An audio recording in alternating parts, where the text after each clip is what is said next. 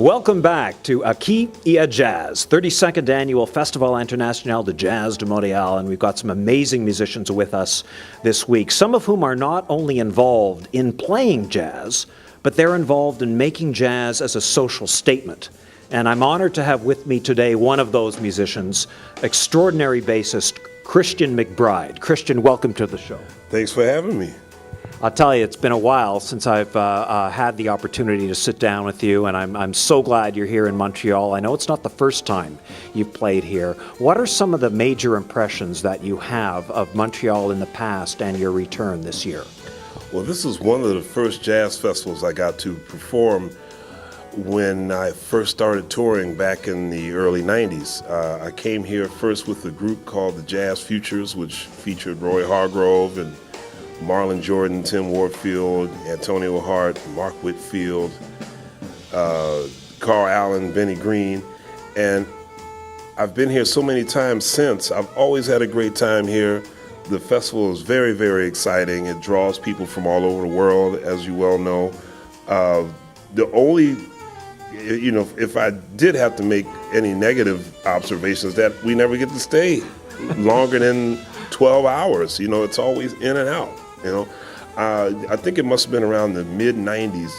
I was able to stay here for about 2 or 3 days, and I got to see the Expos. I wish the Expos were still here, man. Well, the thing is with Montrealers, okay, Montrealers love winners, okay, which is why they make such good audiences here at the festival. But sometimes when our sports teams aren't there, Montrealers don't pay attention. Yeah, but I mean, it's not like the Expos were a poor team for all those years. They were always, contenders. I agree. What are you gonna do? Man, I want to go back to some of the beginnings for you. I know you started professionally at a young age. You came into New York and connected up with Bobby Watson. That must have been an amazing experience for you as a young man. Oh man, I think about Bobby almost every day. I got a chance to meet Bobby while I was still in high school, growing up in Philadelphia, and he was always in Philly. He had a real passion for musicians from Philadelphia. He was always using guys from Philly, and so I got to meet him in high school. And he always kind of kept tabs on what I was doing and calling my old band director to check on my development and things like that. And when I got to New York to go to college, he gave me a gig almost immediately. And through Bobby, I got to meet people like James Williams and Victor Lewis and Benny Green, and Roy Hargrove and I played in his band at the same time briefly. Terrell Stafford, all kinds of great musicians. Edward Simon. So Bobby was so important to me. He still is. And after playing with all these greats in their band, it must have been quite a challenge for you when you determined to go out on your own with the Christian McBride band. Well, it always, what I now realize is that I'm not quite sure you should start your own band just on general principle. You should have a concept in mind. You should have a sound. You should have something that you really want to say. Because I notice sometimes musicians will start bands, and this is not just jazz, this is any genre. Musicians will start bands and they really don't have much to say. But because of their popularity, because of their business expectations, they start a band, and sometimes it's not really up to speed. But I think that by the time I put the band together with Jeff Keezer and Ron Blake and Terry Gully, I had something specifically in mind that I wanted to do. So I had a great run with those guys. That's awesome. Let's flash forward to what you're doing now, okay. Inside Straight. Yeah. Now, this is a much more cohesive musical approach for you. What's the concept of the Inside Straight, and how do you reflect that musically? Well, through much of the 2000s, I did a lot of sideman work with Pat Metheny's trio and with Chick Corea and John McLaughlin's five-piece band, joined Sting's band in 2001. So there really wasn't a vehicle that was all acoustic, that really was just a no-nonsense, swinging, straight-ahead band. And I felt that it was time to put a band together like that. And my old band, the Christian McBride band, I always thought of that band as a hybrid band, sort of like an all-in band. You know, we could play traditional straight ahead, we could go rock, we could go fusion, we could go funk, we could go free. But I think because of the instruments that we use, because of the keyboards, I was going back and forth between acoustic bass and electric bass. It kind of got defaulted as a fusion band, for better or for worse, you know. But I wanted to have a band that was no nonsense, straight ahead, right down the middle, acoustic jazz. So that's what Inside Straight is. And you're nailed. Nailed down. Just coming out. In the next few years, I'm sure you've got a number of projects in mind and a number of different options that you could pursue for your career. And not of them all, I'm sure they're not all strictly musical options. You've been involved in music education. You've now involved as a spokesperson for the Black movement. How do you see your career developing in the next few years in terms of both your musical and your non-musical interests? That's a good question. I actually live a double life. Not many people know this. I think it's the first time I've gone on record saying this, but I actually have a double life as a sports writer. Okay, there's the expos. Yeah, exactly. There's a website called Bleacher Report, and I do some writing for them. And I somehow, because that's my other passion in life is sports. So I would like, you know, talking about the civil rights movement again, I would see these old clippings of, like, you know, Kareem Abdul-Jabbar and Miles Davis hanging out, Bill Russell and Cannonball Adderley hanging out. You know, all these great athletes and great musicians, they were all one and the same. So I would like it if to bring some sort of, you know, the sports world and the music world together for, I don't know. I don't even know what it would be for, but it would be really great for me to see current athletes embracing traditional Black music, you know. Not saying that hip hop and rock isn't part of the pantheon, but that seems to be exclusively what most current athletes listen to. And so it would be great to see that diversity in sports and music and bring it all together and create some kind of uber world. Christian, that's an incredible ambition, a great thesis. I thank you for that. I have a feeling with how you're talking about it, you're going to bring us closer to that very soon, very soon. I hope so. Listen, thanks so much for joining us. I can't wait to see you tonight. Cool. Great once again to have you back in Montreal, Christian. My pleasure to talk to you. Absolutely. And we're here again in Montreal, where Christian McBride is playing tonight at the 32nd Annual Festival International de Jazz de Montréal. I'm Arnold Schwisberg for AQUI AJAZZ.